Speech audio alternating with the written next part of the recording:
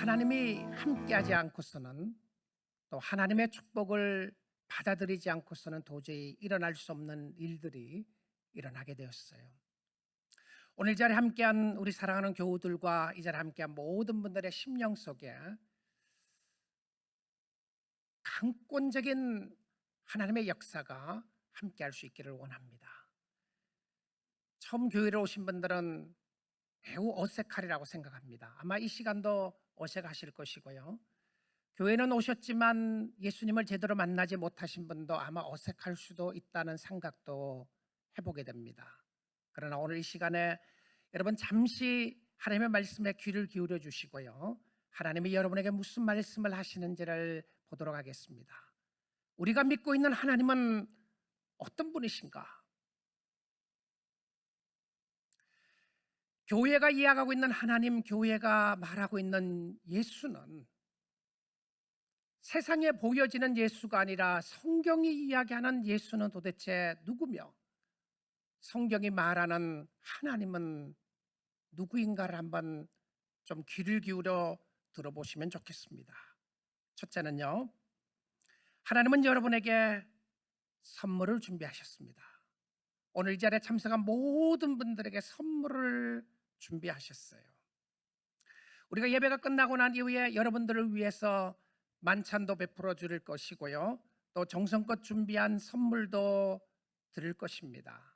그런데 하나님이 준비한 선물은 그것이 아니고 그 선물은 우리가 준비한 겁니다. 우리 사랑하는 교우들이 점심을 준비하고 사랑하는 교우들이 선물을 준비했는데요, 하나님이 오늘 이 자리에 함께한 모든 분들에게 선물 꾸러미를 준비하셨어요.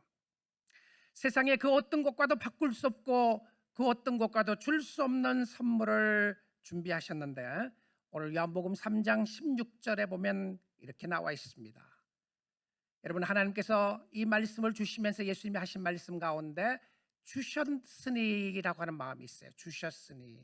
자, 이 단어를 한번 좀 생각을 해보기를 원하는데요, 주셨다라고 하는 단어가 나와 있어요. 그래서 하나님이 무엇을 주시려냐면 두 가지 선물을 준비하셨어요. 두 가지.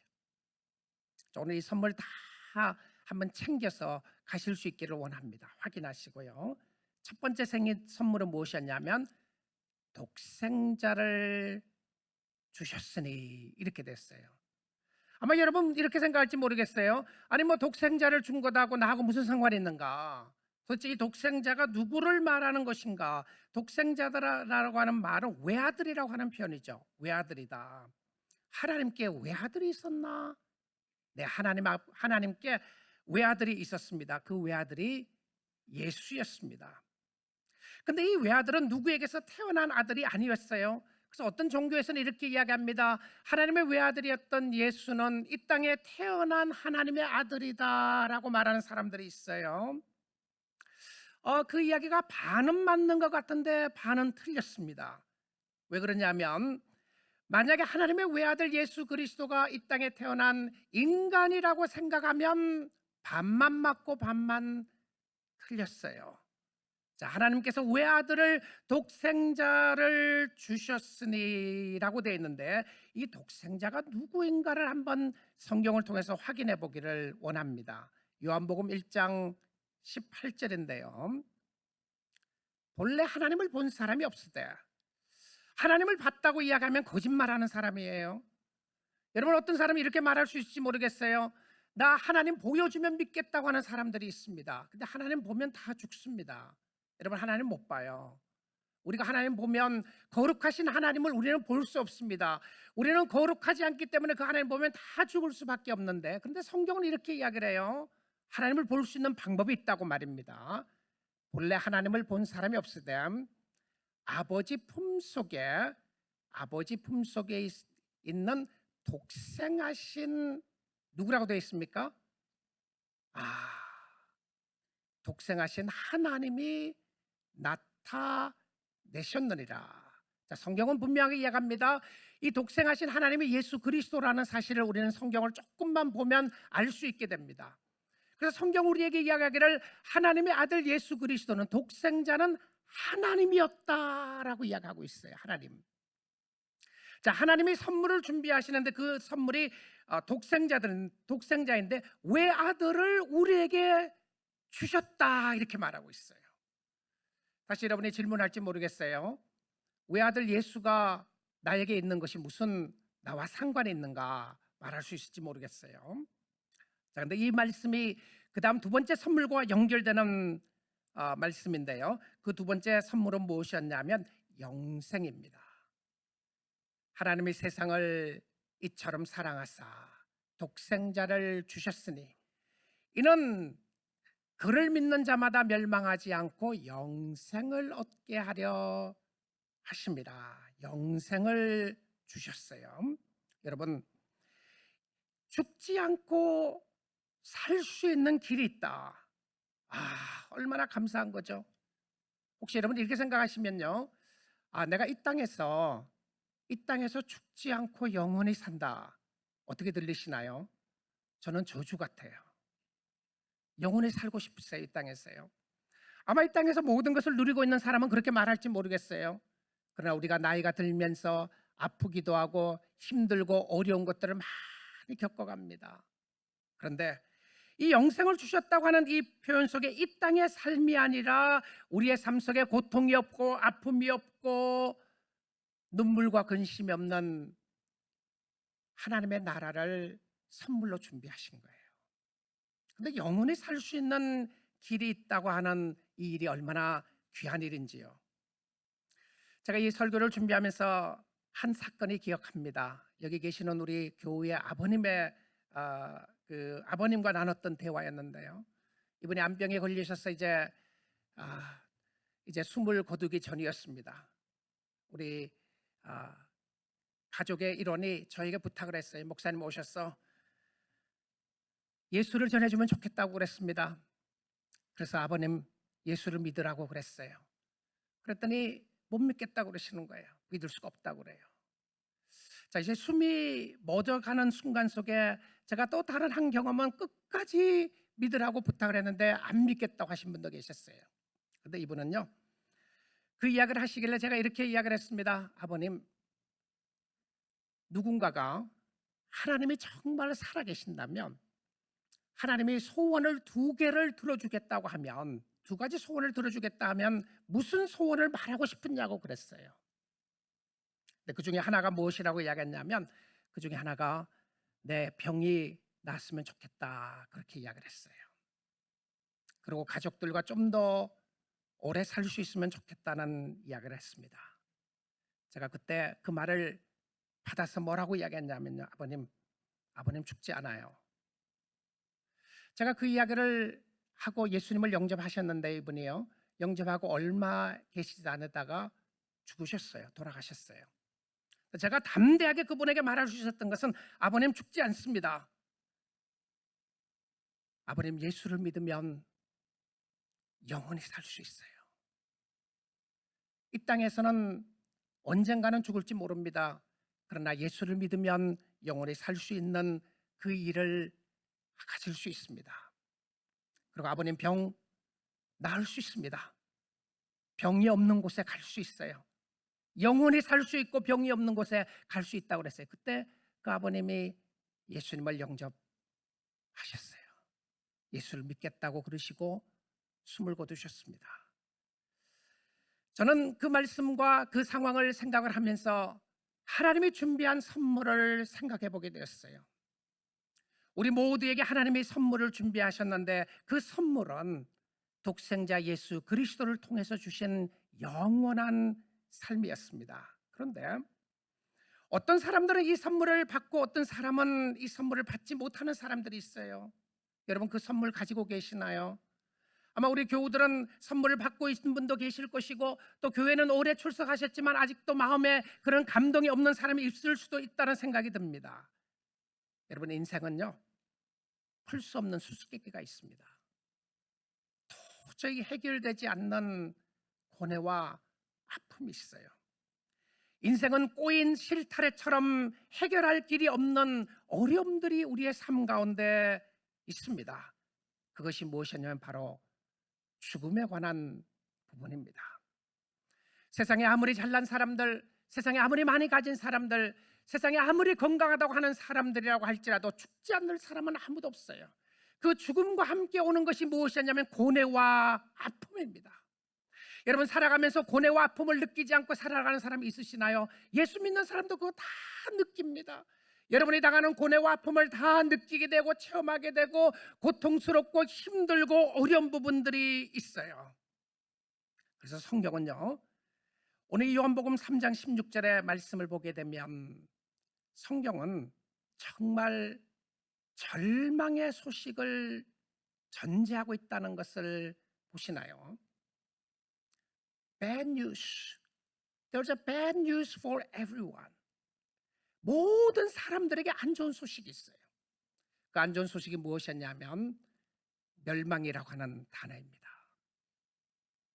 아마 요한복음 이 말씀을 예수님이 하실 때에 멸망을 전제하지 않는다면 우리는 구원을 받아야 할 필요성이 아무것도 없습니다.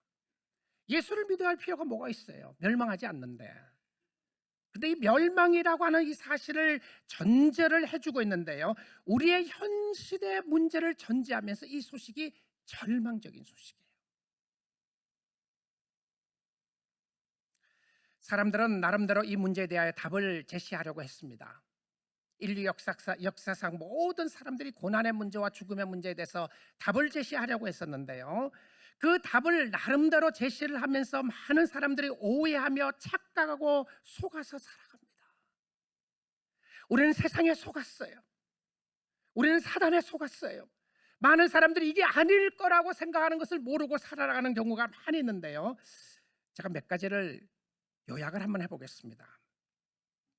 많은 사람들이 절망에 대한 부분을 생각을 하면서 이렇게 생각을 합니다. 죽음에 관한 부분을 생각을 하면서 죽으면 끝이라고 생각해요. 죽으면 끝이다.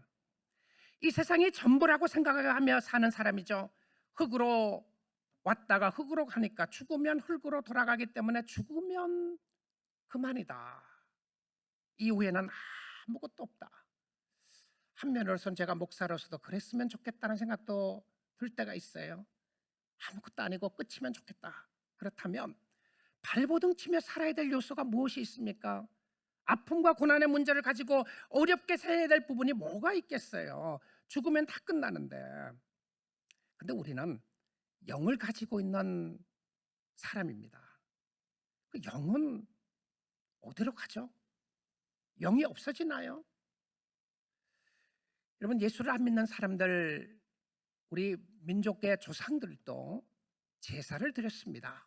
오랫동안 제사를 드리면서 사랑하는 가족들이 죽으면 없어진다고 생각하지 않았어요. 그래서 제사를 드렸던 이유가 무엇이었습니까?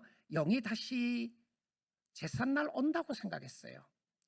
그래서 그 제사밥을 맛있게 차려주고 나면 영이 와서 그것을 먹는다고 생각했어요. 평소 어머니가 즐겨하던 음식을 차려놓고 바깥에 내둡니다. 그리고는 그것을 먹을 수 있을 것이라고 생각하라고 차려놓는 것이죠. 그런데 우리는 알고 있습니다. 죽은 영이 이 땅에 찾아오지 않아요. 죽은 영이 이 땅에 다시 태어나지 않습니다. 그런데 영이 없어지는 것이 아니라 하나님 곁으로 가거나 아니면 죄송한 이야기지만 마귀나 사탄 곁으로 가느냐, 둘 중에 하나였습니다. 다른 말로 하면 영이 천국으로 가느냐 아니면 지옥으로 가느냐, 멸망의 길인가 아니면 영생의 길인가. This is really bad news. 나쁜 소식이죠. 얼마나 절망적인 소식이에요. 이 멸망에 대한 이야기는 저도 하고 싶지 않는 이야기예요. 이 제가 하는 것이 아니라 성경이 이야기하는 것인데요, 정말 죽으면 다 없어지나요? 죽으면 끝인가요? 죽으면 끝이라면 발버둥 치며 살아야 될 이유가 뭐가 있겠어요? 이 땅에서 즐기며 살면 그것으로 끝나는 것 아니겠어요? 근데 제가 믿고 있는 하나님은, 성경은 그렇게 말하지 않아요. 히브리서 9장 12절에 이렇게 이야기를 하고 있습니다. 히브리서 9장 12절인데요, 제가 성경 구절을 잘못 준 것 같네요. 다른 말씀, 제가 보려고 했던 성경 구절은요, 한 번 죽는 것은 사람에게 정해진 것이요, 그 후에는 심판이 있으리니라고 하는 단어의 모습입니다. 한 번 죽는 것은 사람에게 정해진 것이요, 그 이후에는 심판이 있으리니. 성경은 죽으면 끝난다고 말하지 않아요.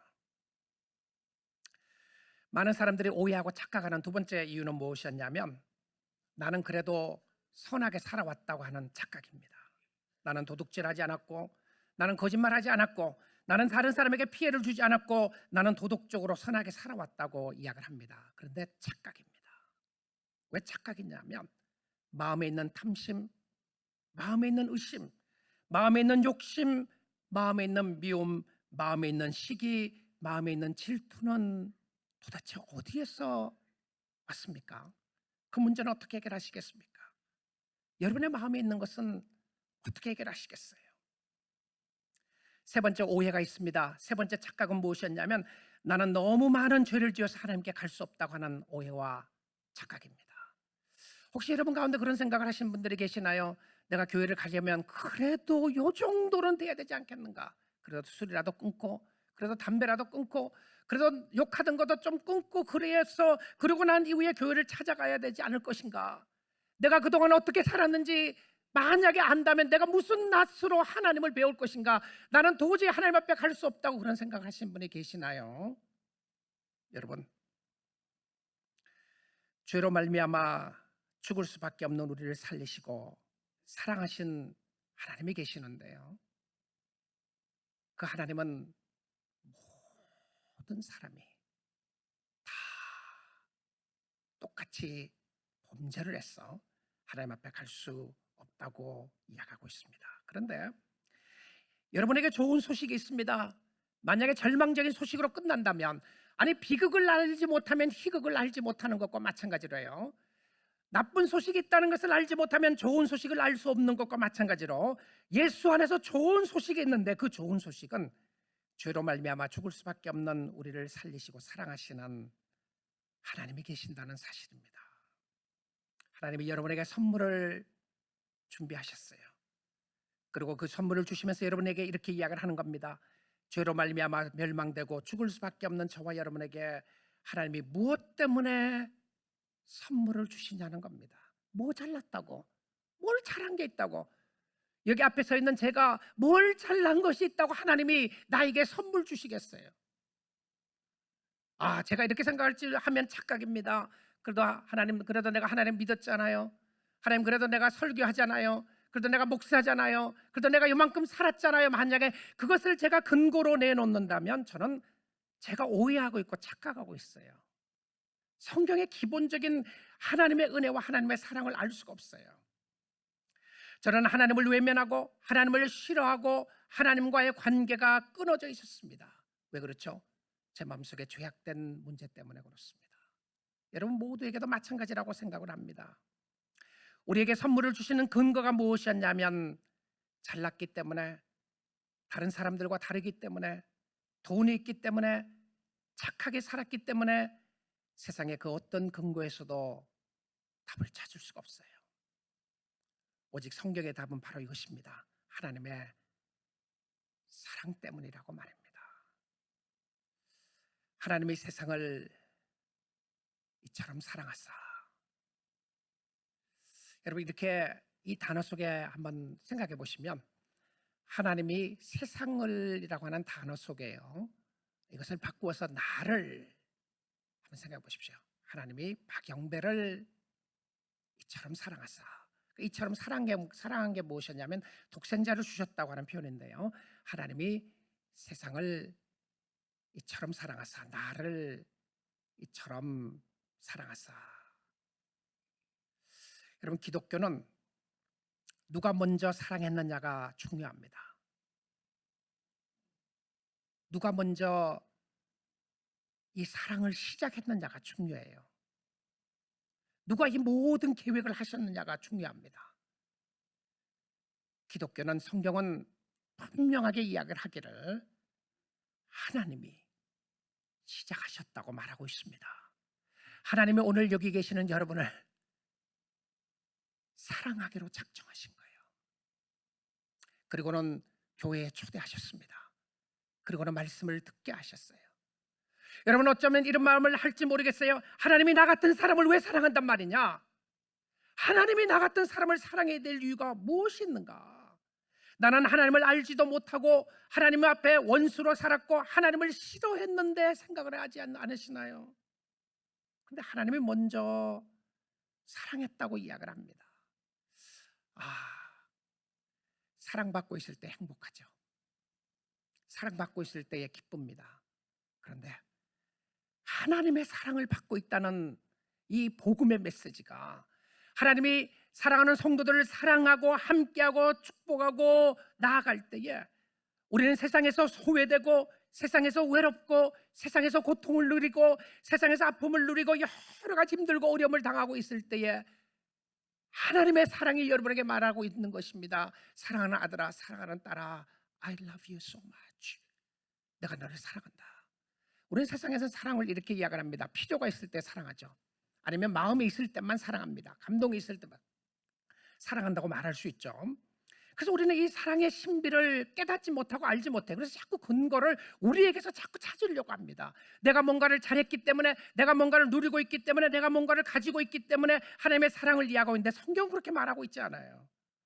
로마서 8장에서 5장 8절에서 이렇게 말하고 있습니다. 우리가 아직 죄인 되었을 때에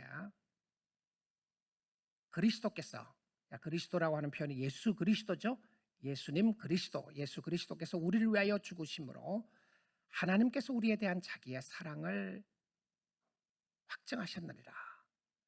자, 하나님이 여러분을 사랑한다고 하는 최고의 표현이 무엇이었냐면, 최고의 표현이 뭐라고 되어 있어요?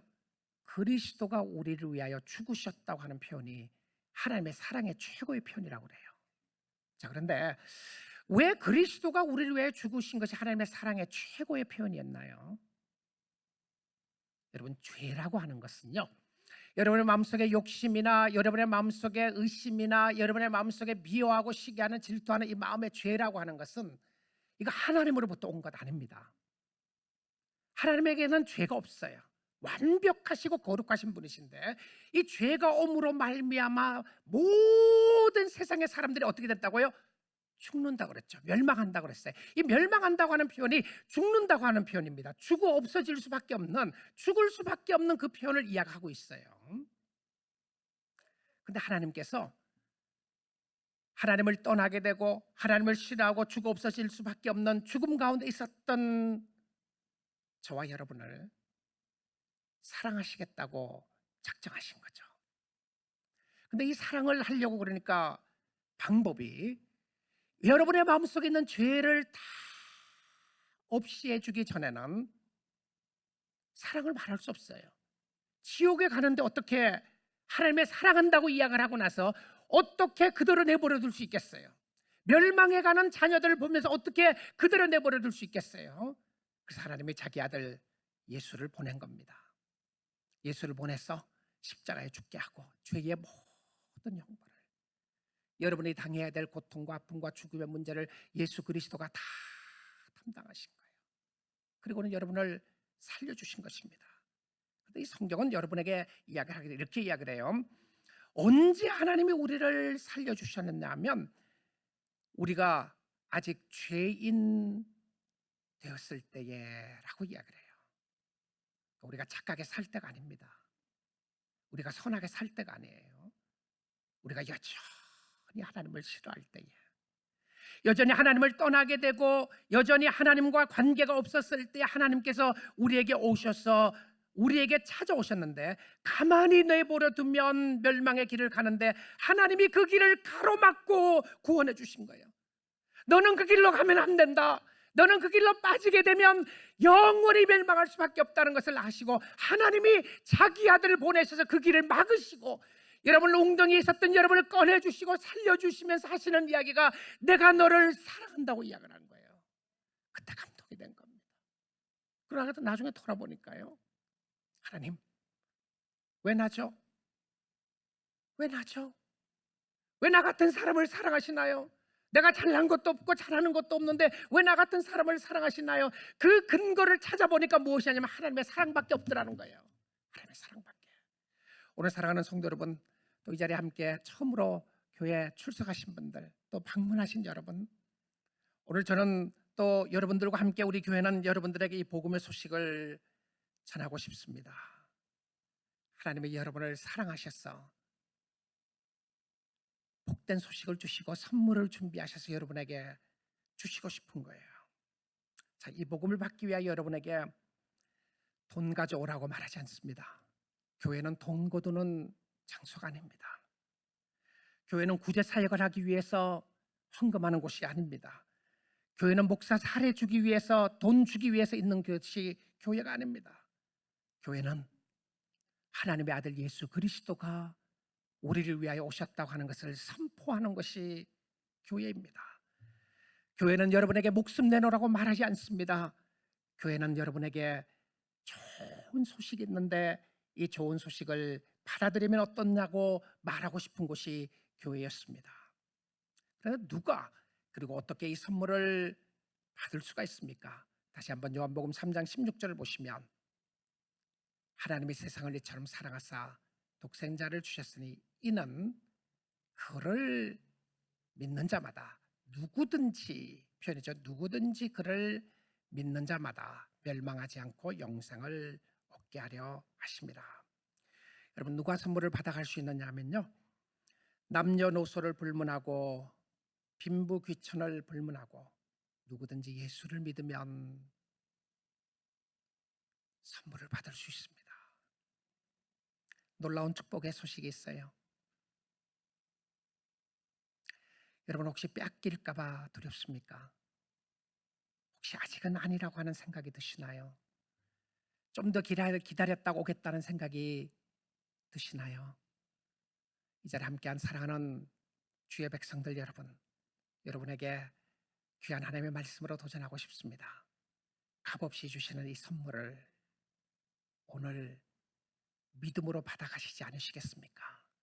여러분의 마음을 활짝 여시고 예수님을 받아들이고 싶지 않으세요? 이제는 내가 마음대로 살지 않고 예수님의 뜻대로 살겠다고 하는 것이 신뢰하는 것인데요, 이제 내가 예수를 믿겠다고 한 번도 작정하지 못하신 분들은 작정할 수 있는 시간입니다. 누구든지 저를 믿는 자마다, 누구든지 예수를 믿는 자마다 멸망하지 않고 영생을 주시리라. 살 수 있는 길이 있습니다. 여러분, 영원히 살 수 있는 길이 있어요. 여러분, 저 천국에서 살 수 있는 길이 있습니다. 그 길은 오직 예수 그리스도를 믿는 길이었습니다. 믿는 방법이었어요. 성경 한 구절 더 보겠습니다. 요한복음 5장 24절에 이렇게 말하고 있어요. 내가 진실로 너에게 이르노니, 이 진실로 하는 표현이요, 기도하고 난 이후에 아멘 하시잖아요. 그래서 이 진실로라고 하는 아멘이라고 하는 표현이요, 헬라어의 말인데 헬라어의 그 말이 번역하면 진실로라고 하는 표현입니다. 정말 예수님이 간곡하게 말하고 싶은 부분이 있을 때에 진실로 말씀하셨어요. 내가 진실로 너에게 이르노니 내 말을 듣고 또 나 보내신 이를 믿는 자는, 나 보내시니까 누구라고 그랬습니까? 하나님이 보내시니까 예수라고 그랬죠? 그렇죠? 내 말을 듣고 나 보내시를 믿는 자는 영생을 얻었고 심판에 이르지 아니하나니, 아까 말씀하고 연결되죠? 그렇죠? 영생을 얻었고 심판에 이르지 아니하나니 사망에서 생명으로 옮겼느니라. 죽으면 끝나는 것 아니에요. 죽으면 끝나지 않고 심판이 있다 그랬죠? 근데 그 심판에, 하나님의 심판에서 지옥으로 가는 것이 아니라 영원히 살 수 있는 길을 가지게 되는데 사망에서 생명으로 옮겼느니라. 누가요? 예수를 믿는 자는. 자, 이 예수를 믿는다고 하는 의미가 조금 더 구체적으로 표현해주고 있는 부분이에요. 성경 한 구절 더 보겠습니다. 요한복음 1장 12절인데요. 요한복음 1장 12절 우리 같이 한번 읽어보면 좋겠습니다. 읽습니다. 영접하는 자, 곧 그 이름을 믿는 자들에게는 하나님의 자녀가 되는 권세를 주셨으니, 마음에 영접하는 자, 곧 그 이름, 예수의 이름을 믿는 자들에게는 어떻게 된다고요? 하나님의 자녀가 되는 권세를 주셨다. 누구에게요? 예수를 영접하고 예수를 믿으면 어떻게 된다고 하셨습니까? 하나님의 자녀가 된다고 그러셨어요. 여러분, 오늘 선물 공짜로 받아가십시오. 복음은 값없이 주어지는 것이었습니다. 여러분에게는 공짜입니다. 그런데 하나님에게는 자신의 외아들을 드린 희생의 제물의 값이었습니다. 여러분, 자녀들이 있는데 그 자녀를 바칠 사람이 있습니까? 자녀들을 죽일 사람, 부모가 있으십니까? 자녀를 내놓을 사람이 있으시나요? 아마 그럴 사람 아무도 없을 겁니다. 하나님이 여러분을 얼마나 사랑하셨으면, 하나님이 저와 여러분을 얼마나 사랑하셨으면 하나밖에 없는 아들 예수를 죽여서까지 여러분을 살리고 싶으셨겠어요.